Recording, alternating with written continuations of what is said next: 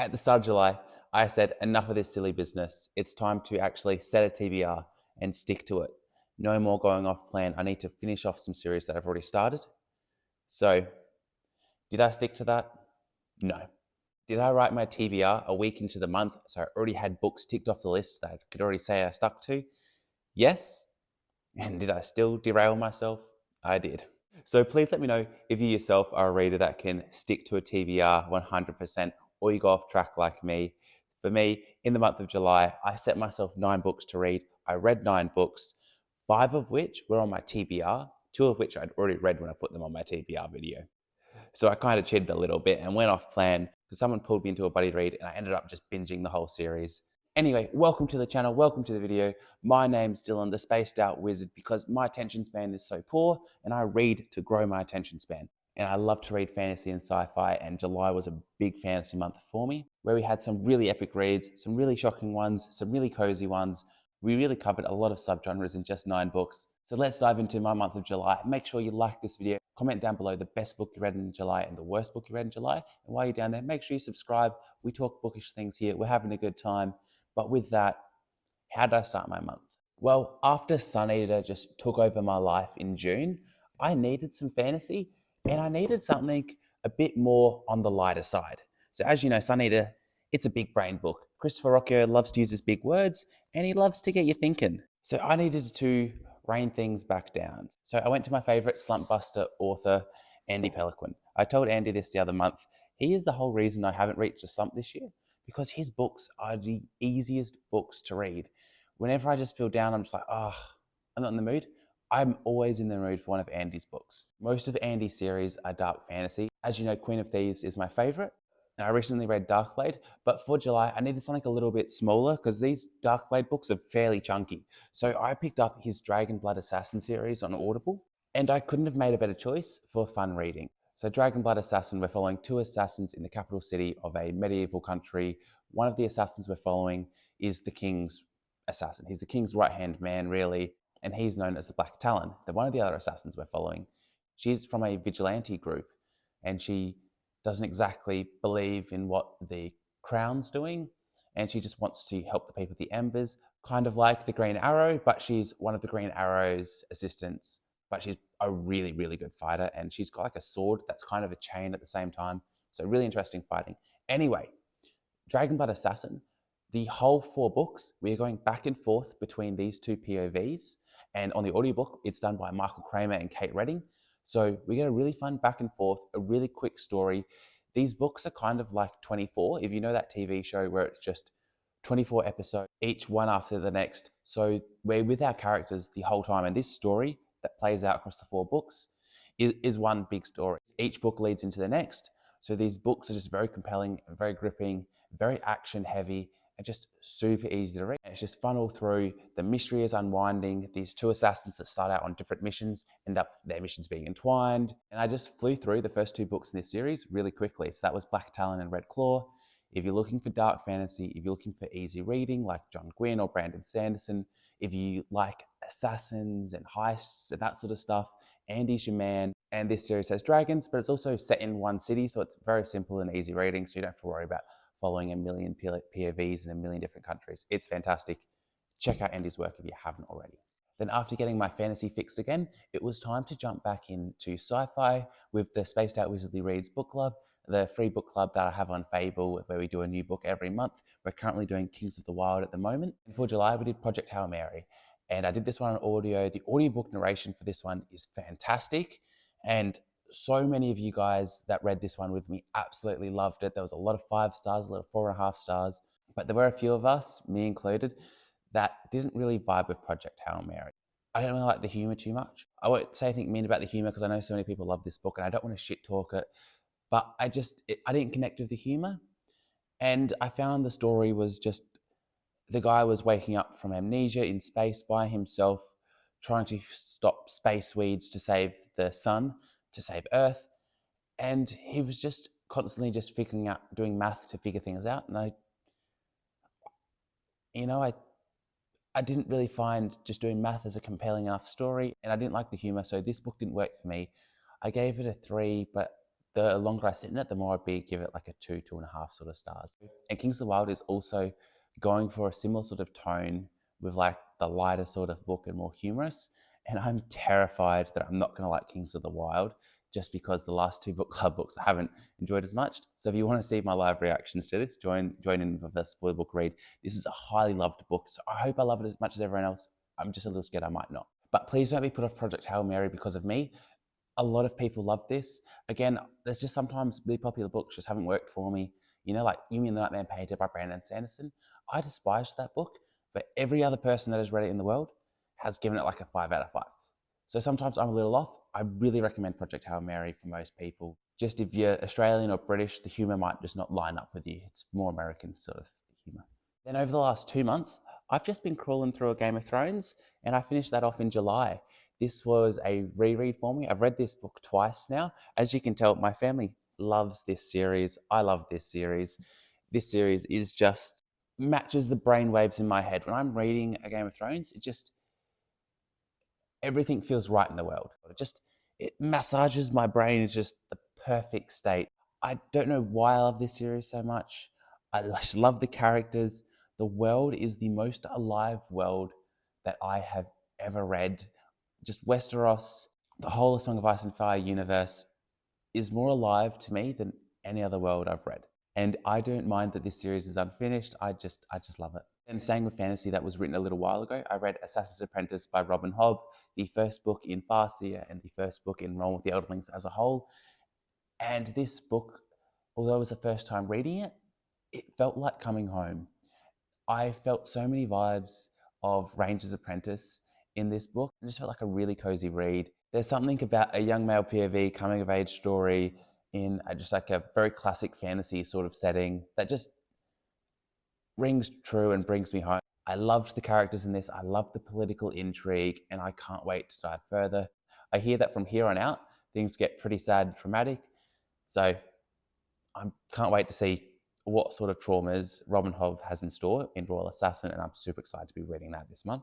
And I hear the series gets pretty slow now, but I found the pacing for Assassin's Apprentice to be super well done, and the story was constantly moving forwards. Now things are going to slow down. I hope I still like it just as much. I'm pretty sure I will. Then, as you guys know, if you've been watching my videos, I finished off the First Law trilogy. I read the first 2 books in the first half of the year, and it was time for me to return to the world with The Last Argument of Kings. And this was just the funnest book I read all month. When I think of the First Law trilogy, I think fun fantasy. These characters are fun to hang out with. Joe Abercrombie will get your hopes up that this despicable character is going to make a good decision and start being a good person.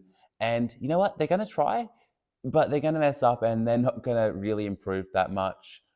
But they're so compelling, and in their roundabout way, they kind of do good, it's just fun.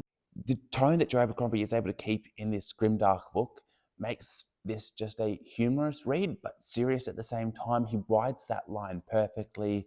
I think it's something about him being British where he just perfectly just gets the tone of a serious book, but imports some humor into it. I already mentioned this one quite a bit on this channel, so I'll just finish off with saying what I find compelling about the First Law is that we get POVs that we don't normally get in other books. Giselle and Glockter were my favourite. So now we're at the part where the TBR fell apart. I first had to read a non-fiction book with one of my clients at work. It's one I'd already read before, but I just had to jump through it just to make sure I was remembering all the stuff. I won't mention where it is here. But what happened next, when I'd already started a few other books that I'd mentioned in my TBR video that I was going to read through, I had a friend message me and she's like, oh, me and a couple other friends are buddy reading The Forgetting Moon by Brian Lee Durfee. And she knew this is a series that I was really interested in reading. So she's like, do you want to join the buddy read? So I was like, of course, I'd love to check it out. So we dove into this buddy read, right? And her and all her friends, they were expecting The Faithful and the Fallen. So both The Five Warrior Angels by Brian Lee Durfee and The Faithful and the Fallen by John Gwynne have a very similar premise for the plot, but every other aspect of the book is very different. Faithful and the Fallen is good versus evil. Five Warrior Angels is just morally grey characters, morally black characters, morally grey characters, completely different characters. John's writing is a little bit more like Brandon Sanderson's, a little bit more plain, where Brian's writing a little bit more descriptive, a little bit more like a Stephen Erickson or a Jay Kristoff. So I really loved Brian's writing. The world building for both is very good. I found Brian's to be a little bit more unique. We get mermaids, we get elves and dwarves, but the elves in this book are called Vale. We get orcs and dragons as well. And there's also some horses that drink this sap of a certain tree. And it's basically like steroids. They get red eyes and super duper jacked, just like massively jacked horses. They're saber-toothed tigers.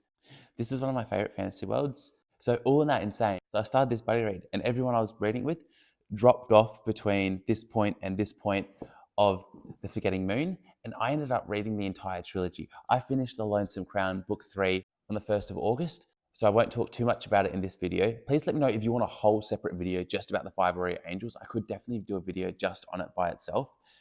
But I ended up reading this whole trilogy by myself. There was no buddy read, so I broke my whole TBR because of this buddy read, and I was the only one that read it. And I don't blame the ladies at all that I was reading this with for dropping off. There's definitely some things that are going to stop people from reading this book, and if you're expecting the Faithful and the Fallen, you're going to see elements of it, but you can't expect it. It's too different. In Faithful and Fallen, it's good versus evil. We get Corbin on chapter 1. He's a great guy. We get Nail on chapter 1 on this guy. He is not a good person. Like, he has a good story arc, and we get really good deep dives into our characters, but they're not good people. Like, some of the ones you will love are just murderous savages. So if you do intend to read this series, understand in book 1, too many of the characters are lustful and will just be staring at someone and noticing their body, and there'll be a lot of blushing for the female characters. That all goes away in book 2. The Blackest Heart was my favorite of the series. The pacing, the writing, everything was phenomenal. All my issues I had with book 1 was gone. And my only issues with book 1 was the lustfulness of the characters. And Brian's writing around lust and romance felt immature, but everything else about Brian's writing was so incredible that I was able to look past the issues and get on with it. So I really liked book 1. I gave it a 4 out of 5. Then The Blackest Heart, I gave it a 5 out of 5. I had 0 issues. Everything was perfect. He fixed every problem with book 1. And then I gave The Lonesome Crown a 4 out of 5. I won't say too much on it here. Let me know if you want a full video on this series. And that was my July reading. I read 8 fictional books, 1 non-fic. I had a really good time. Project Hail Mary was a little bit disappointing. There was a couple books on my TBR I didn't get to. There's a few that I started. I started The Breaker of Chains, book 2 of Eventual Realm by Tim Fasciola. I'm currently reading that now. I should finish that today. It's doing really good. I also finished The Dungeon Anarchist Cookbook, book 3 of Dungeon Crawler Carl yesterday, which I had planned to read earlier, but I just couldn't put down 5 Warrior Angels once I picked it up. Now, I put my July TBR video up just a couple of days ago, but I'll just give you a quick reminder of what was on it. We have The Kings of the Wild by Nicholas Eames, book 1 of the band. I'm 4 chapters into this one. It's an old grisly band of warriors putting the band back together to save one of the members' daughters. There's a lot of humor in it, and it's got a lighter tone. I'm not sure how I'm going to go with this one, but I really want to like it. The book I'm most excited for this month is The Children of Gods and Fighting Men by Shauna Lawless, book 1 of the Gale Song Saga. Book 3 is going to be coming out soon, and I want to read book 3 on release date. This is Irish historical fantasy. The fantasy elements come from Irish mythology, and it's centered around Vikings in 891. I just really want to dive into this. One of my friends has been hyping it up a ton, and I think I'm going to love this, so I really want to get to it soon. After reading The Last Argument of Kings last month, I had to continue my First Lord journey. I'm reading Best Served Cold at the moment with a good friend. I'm currently 76 pages into it. It's really good. We've got a revenge story. Things ramping up. We got a Northman in here. I love it. Then I'll be continuing my Farseer journey with Royal Assassin, as I mentioned before. Can't wait to read that one too. Then, along with the Gale Song Saga, another series I will be starting is the Wolf Den Trilogy by L.A.D. Harper. This is a historical fiction set in Pompeii following a slave girl, and I've heard nothing but good things about this, so I can't wait to do that one on audio. Then on my TBR video, I asked you guys to help me pick my next 3 reads. I had 3 this or that's. So I had my This or That Fully RPG, which was He Who Fights with Monsters or The Wandering Inn.